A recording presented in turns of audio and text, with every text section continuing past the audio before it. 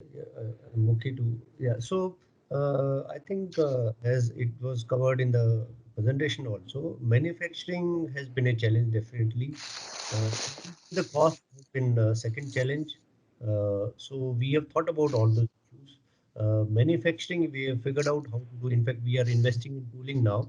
So once we invest in tooling, and this to for this tooling, I went to Europe. I went all around to figure out. I was told that there is somebody in US who's got patent. It cannot be done. So we have figured out our own ways how to do the stamping with the manufacturer who has done an excellent job. And we have gone through the preliminary process, and now we are investing. That is one part. The second part is the cost.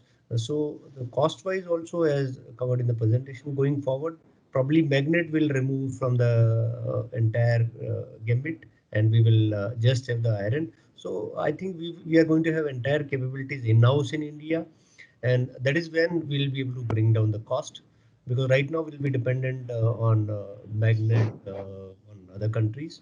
So these are the two challenges. The third challenge, probably from the design point of view, is also been tackled, is the design. As Narsimam has covered, or some of the students who do the axial flux design, it can only be done in 3D. It cannot be done in 2D simulation. Now 3D design needs a lot of processing power, a lot of investment in terms of software infra. That also we have done, as Jarvis has been covered. So what a modeling and static and dynamic simulation for anyone, probably it'll take 2 3 months to even come to that level. And we just other than the simulation part or analysis part, modeling and rest of the setting up just takes one day or half a day dimension. So these are the three challenges that we believe that we have figured out.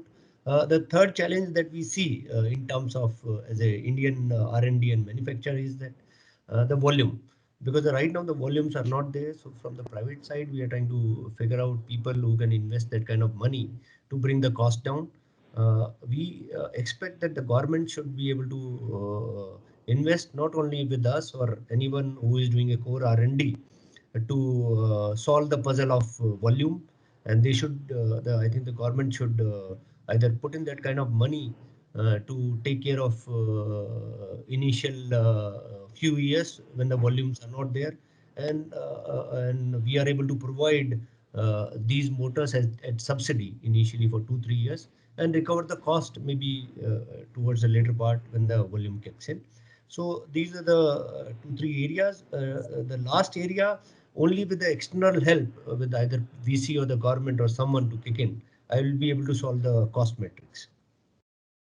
Just to add on to the point about the uh, implementability. See, hub Yes. motors are a reality and they are being used. So, coming back to the question, probably they were limited in scope, so the cost factor would have been high.